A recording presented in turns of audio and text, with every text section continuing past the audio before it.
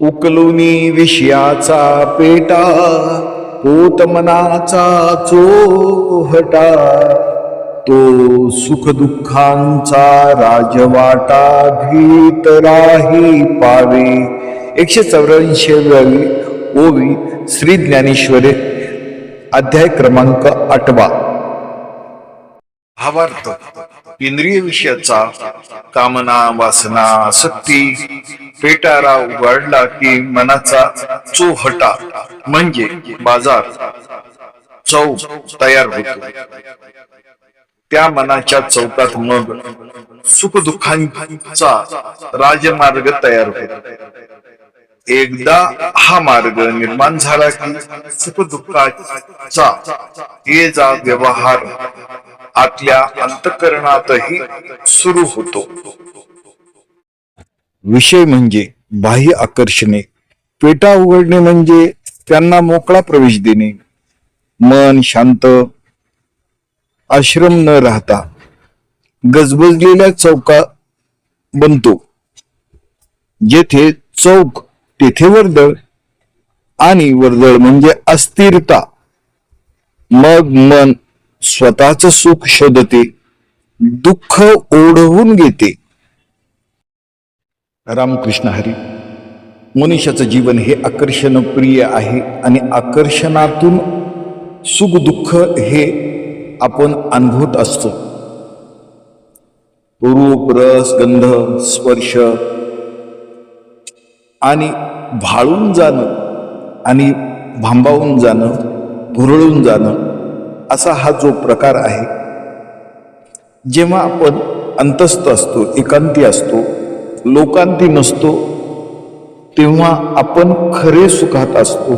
आपली मनाचं दोलायमान, मनाची उलथापालथ, मनाचं जे वादळ असतं ना, तर व्यक्ती विषय आणि व्यक्तीच्या मोह आकर्षणात माणसाला दुःख निर्माण होते. सुख दुःखाला कारण म्हणजे आपलं मन. कांता पुत्र वित्त देह आदी प्रपंच दुःखास कारण. अनुभव हा जन्मापासून अंतापर्यंत मनुष्य सतत मनाभोवती गुंतलेला असतो. मन हे सुख दुःखाला कारण असते. रामकृष्ण हरी. मनुष्याचं जीवन हे लाभालोभासाठी सतत सैरभैर धावत असत. मन हे थांबणार नाही. मन हे परिवर्तनशील असतं. आपलं मन थांबलं तरी इतराचं मन ही तितकंच धावत असतं.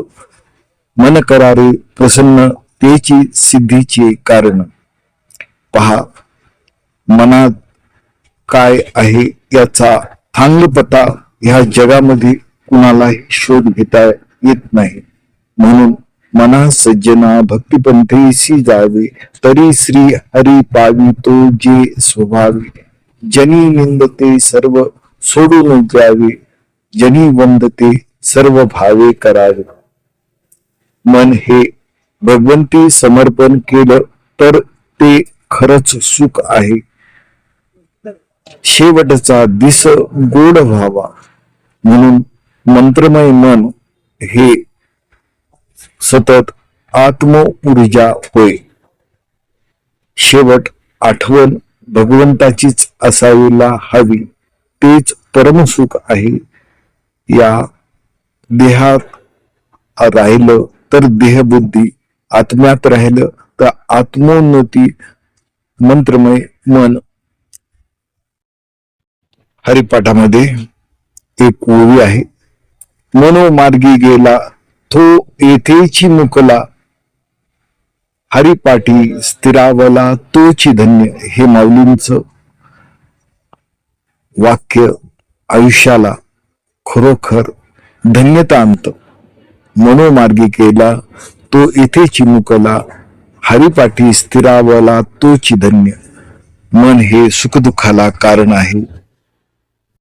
तोरा मन दर्पण कहलाए, भले बुरे सारे कर्मों को देखे और दिखाए, तोरा मन दर्पण कहलाए. असा हा जीवन प्रवास तुमचा आमचा मनाबरोबर गुंतलेला असतो. सुखाचे अनेक क्षण आठवत असतो आणि दुःखाला देखील तेवढंच. म्हणून भगवंती आपलं मन खरोखर समर्पित असणं हेच या ओवीचं माऊलींचं वाक्य.